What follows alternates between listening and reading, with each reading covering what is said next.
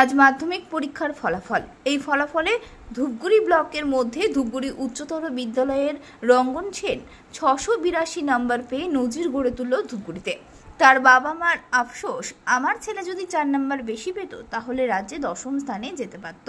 যাই হোক, যে রেজাল্ট করেছে তাতে আমি আনন্দিত। এবং রঙ্গন সেন সরাসরি বলেন, আমার টার্গেট ছিল 670, কিন্তু 682 পেয়েছি, এতে আমি খুশি। পরবর্তীতে নেট পরীক্ষার জন্য প্রস্তুতি নিব। আর এই সাফল্য বাবা মা, শিক্ষক শিক্ষিকা, প্রাইভেট মাস্টার, তার সাথে তার বন্ধু বান্ধবদের এই আনন্দে বাবা মা তাকে মিষ্টি মুখ করলো।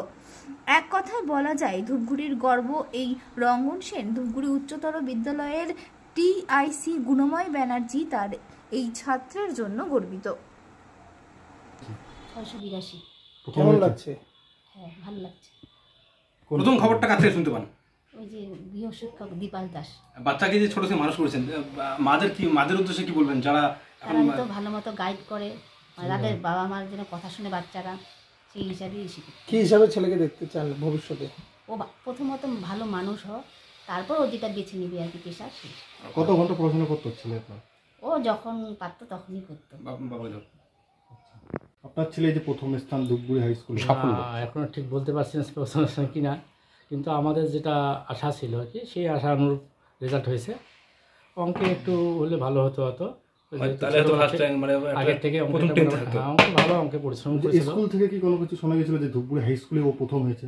হ্যাঁ, স্কুল থেকে ফোন করেছিল, প্রথম হয়েছে। হাই স্কুলের একটা আশা আগের থেকেই ছিল যে রাজ্যের যে সেরা 10-এ 4 নম্বরের জন্য সে পিছিয়ে পড়েছে। কি বলবেন এই বিষয়ে?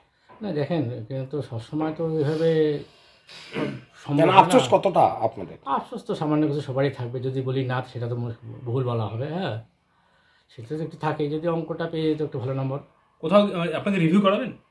এখন থেকে স্কুল থেকে কথা বলি, স্যাররা কি বলে না, স্যাররা যদি বলেন যে আমরা অবশ্যই করবো।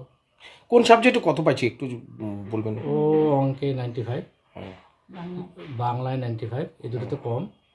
তারপরে হলো জিওগ্রাফিতে 100, আর ভৌত বিজ্ঞানে 98,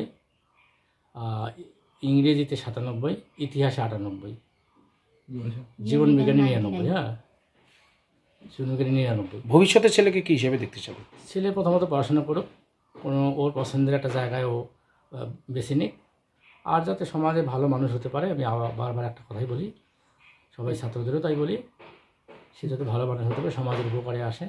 গার্জিয়ানদের কি বলবেন, মানে যারা এখন গার্জিয়ানদেরও বলবো যে যদি ছেলে মেয়েদের ভালোভাবে একটু পরিচর্যা করে, পরিচর্যা মানে নজর দেওয়া আর কি, হ্যাঁ, যাতে পড়াশোনাটা ঠিকভাবে হয়।